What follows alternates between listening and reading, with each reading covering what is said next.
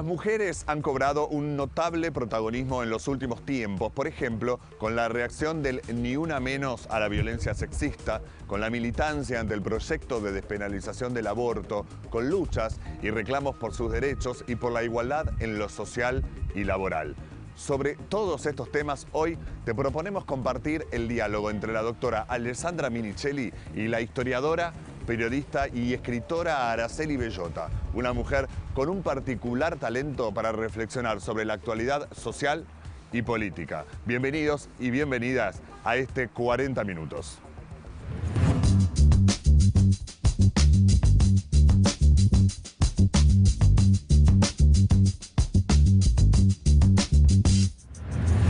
Hoy tenemos un programa también especial sobre la responsabilidad social en la información y en la comunicación.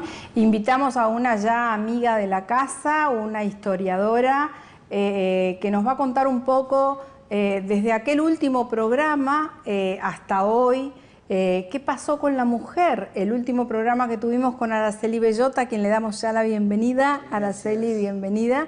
El último programa que tuvimos, que vos nos mostrabas y nos contabas de tus libros, de lo que eran las mujeres detrás de grandes hombres o de grandes figuras masculinas. Hoy estamos en un momento donde el género, toda esta discusión de género y toda esta preeminencia de la mujer y todo el protagonismo nuevo que está teniendo la mujer, está llevando incluso al plano normativo a debates muy, muy interesantes.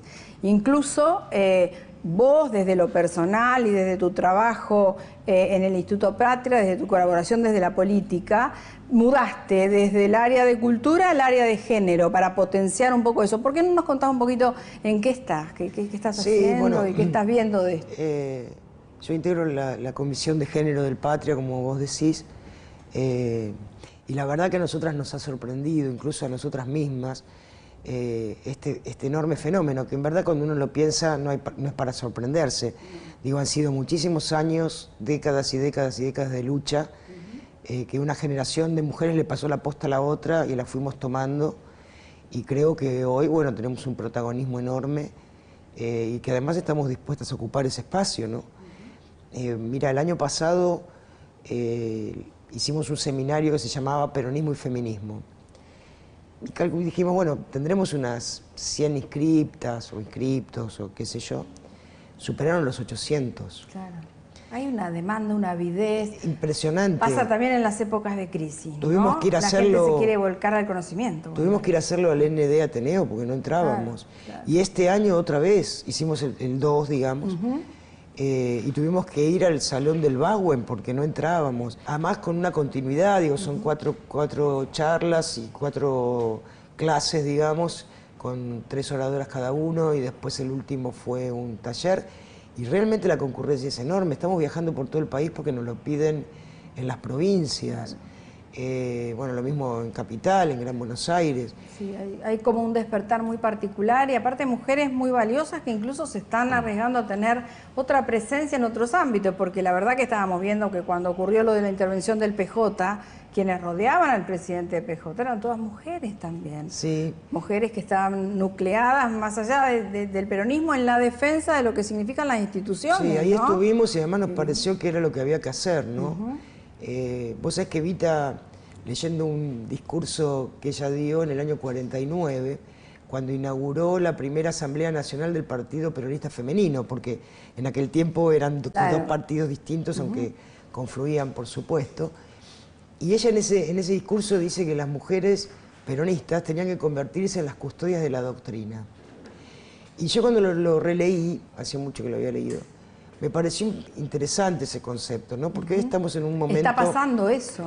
En el que está bueno custodiar los valores, ¿no? Custodiar los valores incluso fundacionales, donde nada está claro, y me parece que está bueno volver a la identidad de cada uno, sea cual fuere, pero de verdad, digamos, y desde ahí poder contribuir a la construcción colectiva, ¿no?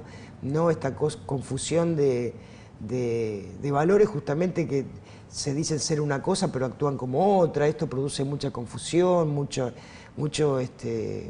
desaliento también, ¿no? Sí, porque no se entiende muy bien por dónde va la cosa. Y creo que las mujeres en ese sentido hemos tenido y estamos dando un ejemplo interesante de construcción, ¿no? Reafirmando valores también. Vos fíjate con el tema de la Ni Una Menos, ¿no? El paro del 8 de marzo, que se organizó con asambleas muchedumbrosas, que duraban horas. Es verdad que por ahí uno dice, Dios mío, se discute hasta el mínimo detalle, pero bueno, se discutieron, se armaron con miradas diversas, porque no venían todas de los mismos, del mismo lugar, ni del mismo pensamiento ideológico, ni de la misma realidad, y sin embargo se pudo hacer de forma transversal. Entonces digo, las mujeres estamos acostumbradas a construir desde lo transversal, ¿no? A escucharnos, a pelearnos también, ¿no? También, a discutir y fuerte. Pero finalmente llegamos a consensos, sobre todo en lo que tiene que ver con nuestros derechos. Y me parece que eso también es un buen ejemplo para la construcción política, ¿no? Que las mujeres estamos dando y que ojalá los varones y los diferentes partidos políticos pudieran tomar como para adoptarlo. Para adoptarlo. ¿No?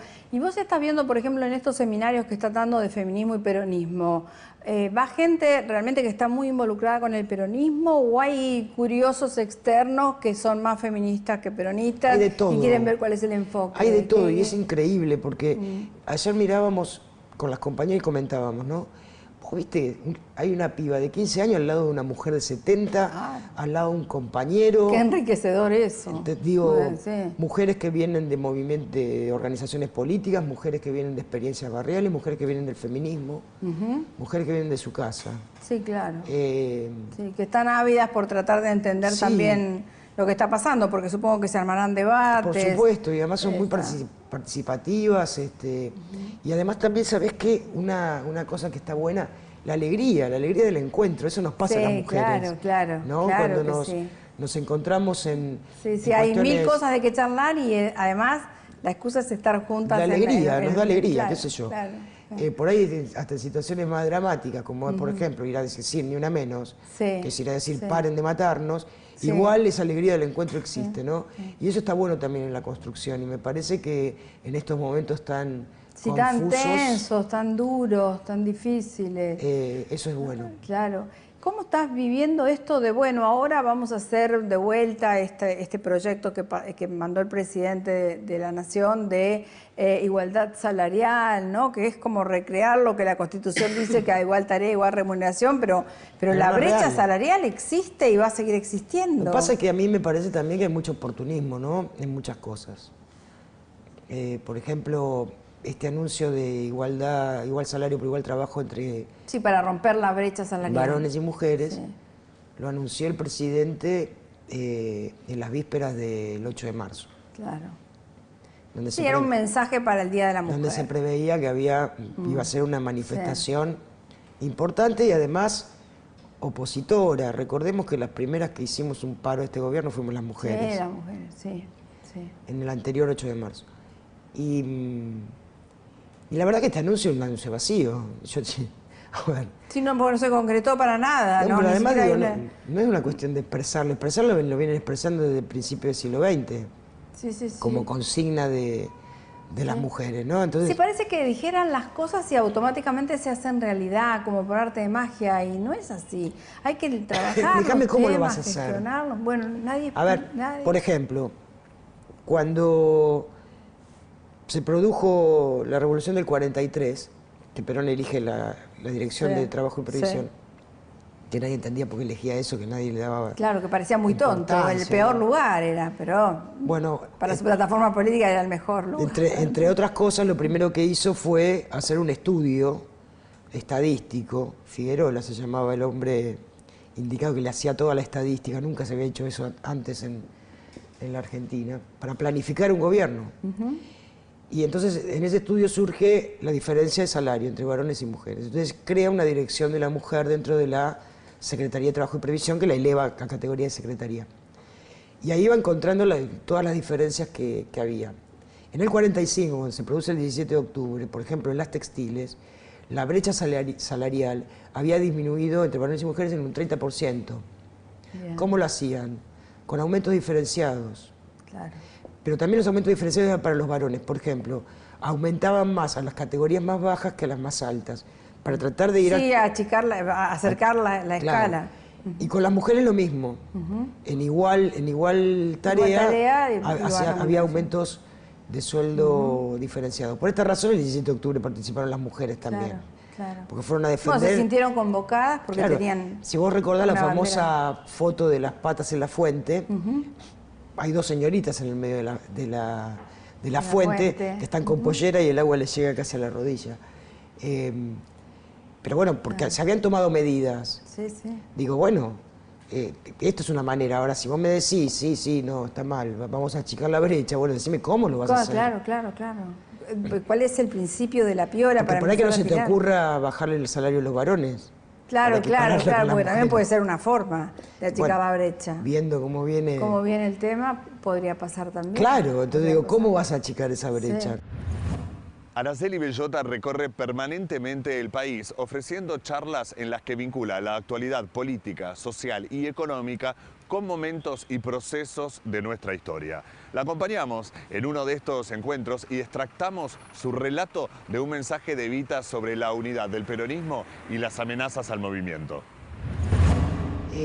Cuando Eva Perón hizo la primera asamblea del movimiento nacional peronista femenino, ustedes saben que las mujeres surgimos como partido aparte, fue un 26 de julio de 1949.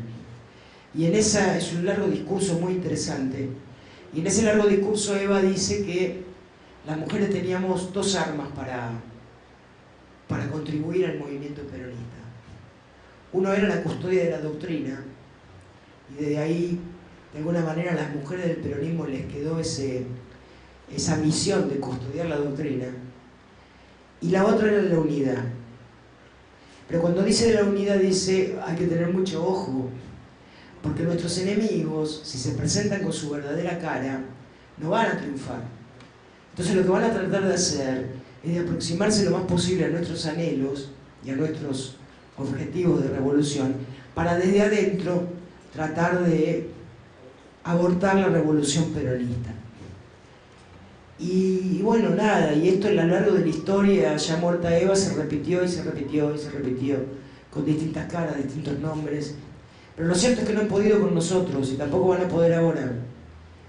Pero no es porque nosotros y nosotras seamos geniales.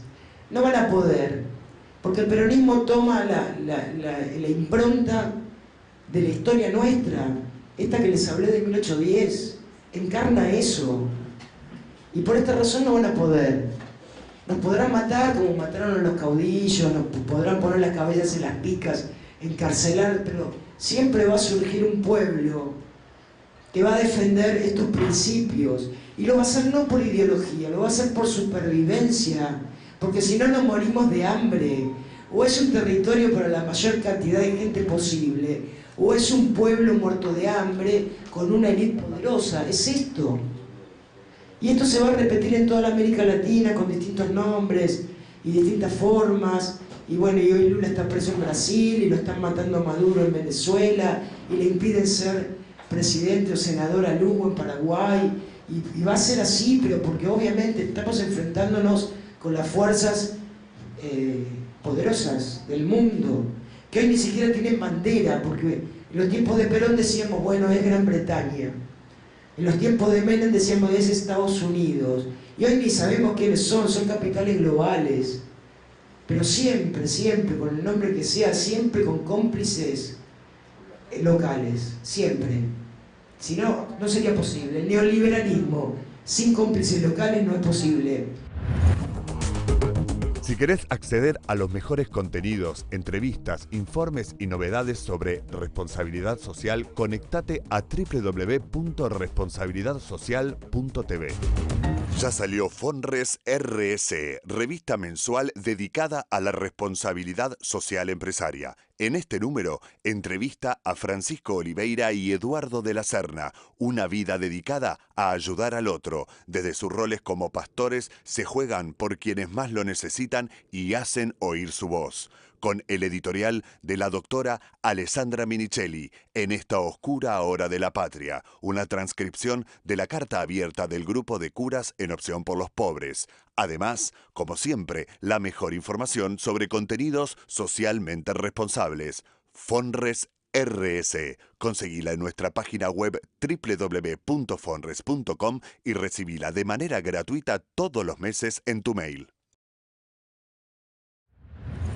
Seguimos compartiendo el diálogo entre la doctora Alessandra Minichelli y Araceli Bellota, ahora sobre el peronismo en los últimos 60 años y el rol del movimiento en estos momentos de crisis. Y siempre hubo desde el 1955 en adelante, siempre hubo como una suerte de sueño de estos gobiernos elitistas y oligárquicos que el peronismo desaparezca. Y lo intentaron de todas las formas. En el 55, bueno, encarcelando a todos los diputados, los acusaron justamente de traición a la patria, mirá. Claro. Encarcelando, fusilando, no solamente militares, sino civiles también. No les dio cierto, porque en verdad surgió la resistencia peronista. Es muy difícil matar a que las se ideas. organizó y resistió. Entonces después vino Frondizi, ¿qué hizo? Combinó la represión con el plan Conintes, encarcelando y poniendo a los militares, sobre todo sobre los sindicatos, ¿no? y las fábricas y demás. Pero además empezó a intentar una cosa, como una suerte de asimilar a ese peronismo al sistema. Entonces, ¿qué hacían? Empezaban a ofrecer cursos a los dirigentes sindicales en Estados Unidos y a los sindicatos más dóciles. Cualquier parecido con la realidad es mera coincidencia, ¿no? Y a los sindicatos más dóciles les daban planes de viviendas manejados por el sindicato. Los querían convertir en capitalistas a como dé lugar. Tampoco dio cierto. Surgió la CGT de los argentinos, bueno, Onganía. Pero además vos fíjate que todas las crisis políticas eran en torno de qué actitud tomaban los otros respecto del peronismo. Por ejemplo, producía la llamada Revolución Libertadora, la Unión Cívica Radical se divide en la Unión Cívica Radical Intransigente y la del pueblo. UCRI, ¿Cuál era la diferencia? Que la UCRI, la de Frondizi, creía que tenía que dialogar con el peronismo. En cambio, la del pueblo de Balbín, no. Bueno, obviamente Frondizi llega a la presidencia por un acuerdo con Perón, que después no cumple nada de lo que había prometido, pero bueno. Pero con Perón proscripto, si no, no llega. Bueno. Después de eso surge la crisis en el ejército, azules y colorados. ¿Cuál era la diferencia entre ellos? Que los azules creían que había que integrar de alguna manera el peronismo y que los colorados decían que había que desaparecerlo. Ganan los azules. Onganía. Sí. ¿Qué hace Onganía? Onganía asume con sindicalistas en la Asunción, que eran los que hoy llamarían dialoguistas. Todo el tema de Bandor, el peronismo sin Perón, digamos, ¿no? Y tampoco dio cierto. Perón volvió, se murió. Estábamos llegando al 50% de la distribución de la riqueza cuando se el golpe a Isabel. Claro. Bueno, ahí vino, arrasó con todo. Bueno, tienen que desaparecer. Claro. 30.000 desaparecidos, exiliados, bueno, todo lo que vimos. No dio cierto. En el 83 vuelve Alfonsín, la democracia, ¿no? Alfonsín intenta... ¿Te acordás que era el tercer movimiento histórico? Sí, sí. Una suerte de transversalidad de entonces. No puede. El peronismo resurge del llano, había perdido por primera vez en su vida elecciones por el voto y no puede, surge la renovación con Cafiero. Y en el 87 vuelve a ganar la provincia de Buenos Aires. Y en el 89 gana la presidencia de la Nación, lástima que con un caballo de Troya. Claro. Pero esa elección se ganó con un discurso peronista. Sí. Era salariazo y revolución productiva. Después claro. obviamente no fue, ¿no? Sí. Y todo eso termina en la crisis del 2001. Y otra vez es el peronismo el que viene a sacar las papas del fuego. Yo siempre digo, el peronismo es un movimiento político que nació para restaurar. Sí, un rescate, siempre se nació para restaurar la desgracia de la década infame, ¿no? En el 43. Claro. Después tiene que volver a restaurar las desgracias del 55 al 73. Después viene en el 89 a restaurar la hiperinflación y aquel desaguisado, lástima que con, insisto, con recetas neoliberales y fue una suerte de caballo de Troya. Y vos sabés que yo creo que ahí se habían calmado un poco con la desaparición del peronismo, porque creyeron que había desaparecido. Sí, claro, estaban convencidos. Porque lo habían podido de adentro. Y no fue así. Y tiene que volver para arreglar justamente los desaguisados del 89 al 2001 con las políticas neoliberales. Y ahora vamos de nuevo. No, y se ganó con una construcción engañosa, porque si vos te acordás el discurso o el debate Scioli-Macri, que muy mentiroso, la verdad que el planteo que traía el presidente Macri era rediseñar políticas públicas, replanteo de políticas públicas, ir para adelante en ese camino en el que se estaba. No era destruir todo era arreglar lo malo. No era ni destruir todo lo hecho, ni encarcelar a los ejecutores de las políticas públicas o de las acciones de gobierno. Pero por eso digo, en definitiva, siguen soñando hoy con que el peronismo desaparezca. Entonces, hoy hablan de un peronismo dialoguista, dicen unos, otros hablan de un peronismo reciclado. Y además no sé si se trata solamente del peronismo, sí se trata de un pensamiento nacional y popular que tenga una mirada diferente. Sí, un movimiento social nacional, claramente. Esto es. Sí, bueno, eso fue reflejado por el peronismo, pero es un movimiento social nacional. Y eso no va a desaparecer, lamentablemente, claro, aunque encarcelen, aunque proscriban, aunque copen los medios de comunicación, aunque distorsionen los discursos y demás. Se puede un tiempo, pero no mucho más, porque en algún momento va a suceder que o se rectifica esta política o explota porque la gente no va a poder seguir pagando, no va a poder vivir. ¿Cómo vivís sin trabajo? Claro. ¿Cómo vivís sin trabajo y con estos servicios públicos cada vez? Además los despidos son continuados todo el tiempo y no paran y no paran. Y bueno, sin duda en algún momento se va a tener que venir a restaurar esto también, y va a suceder. Solo que, claro, uno querría, como dijo, creo que fue la vicepresidenta, ¿no?, que dijo que la historia debería conmemorar hechos del futuro. Ay, sí, qué barbaridad tan terrible, o sea, bueno, no entender la historia. En ese punto me encantaría que sucediera. En ese punto me encantaría que se sucediera, ¿no?, que pudiéramos ver el futuro para ver. Pero lamentablemente no se puede. Yo en ese momento dije, voy a cambiar de oficio. De historiadora voy a pasar a ser astróloga o... Sí, claro, vidente. Vidente. Entonces voy a escribir horóscopo, porque seguramente voy a ganar más plata que con mis libros, pero... Pero en realidad te va a ir bien, porque como todo es tan cíclico, lamentablemente... El tema es que, claro, digo, el tema es que la historia, lamentablemente, te explica, pero no te trae la solución. Ojalá viniera en el combo, pero no viene eso. Las soluciones hay que pensarlas en el presente, ¿no? Pero da para vislumbrar que va a tener que ser así porque no aguanta, porque no da, porque la gente no la está pasando bien. Ahora, yo veo que, bueno, uno de los sitios hoy más visitados con una necesidad de informarse es el tuyo, el presente de la historia. En el momento en que vos contás, esto ya pasó y pasó de esta forma, y el resultado fue este. O sea, nada de lo que está pasando es novedoso en términos de historia, que en realidad... Eso es lo valioso, aprender de la historia, pero creo que también lo lamentable es que hay una camada de jóvenes que sí quieren conocer la historia, y hay lamentablemente una generación del tipo de la nuestra que hoy gobierna el país que ignora la historia. Entonces, es más, no le interesa, es más, la descalifica, es más, en muchísimos discursos comete errores groserísimos vinculados a la historia. Entonces, es como muy difícil, estamos en un momento muy difícil. Es que la historia no lo favorece. Claro, bueno, la historia... Por eso no lo quieren recordar. Claro. No lo favorece. No la han olvidado, sucede que no quieren recordarla, es así. Y además confunde, digo, si vos decís que a San Martín lo trajo Rivadavia, que fue el principal enemigo de San Martín. Claro. ¿Y por qué fue el principal enemigo de San Martín? Porque se negó a que Buenos Aires apoyara las campañas libertadoras. ¿Y por qué se negó a eso? Y porque le interesaba Buenos Aires y sus alrededores y no mucho más. Y nada más, el puerto, porque esa era la manera de negociar con los ingleses. Sí, claro, de salir de sacar la materia prima. Y después los demás que se embromen, digamos. Bueno, es una forma de distorsionar la historia y confundir. Claro. Además que Rivadavia se murió 5 años antes que San Martín. Claro, nunca podía haberlos traído. Y no, pero digo, esto es una forma de distorsionar para no tener ese testigo, porque en definitiva la historia es un testigo. Es un testigo, ¿no? Claro. De qué lugares se ocuparon y además, como en lo básico el conflicto es el mismo. Un país para pocos o un país para la mayor cantidad de gente posible, digamos, no tiene otra... Sí. Bueno, gracias, Araceli, como cada vez que te veo me encanta charlar con vos. Muchas gracias. Muchas gracias.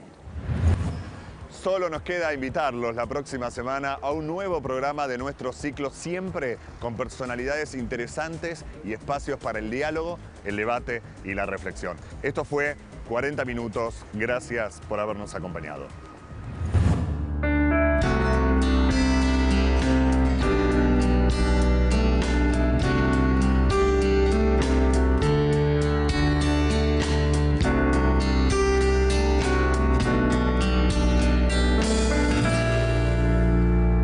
El tiempo fue pasando.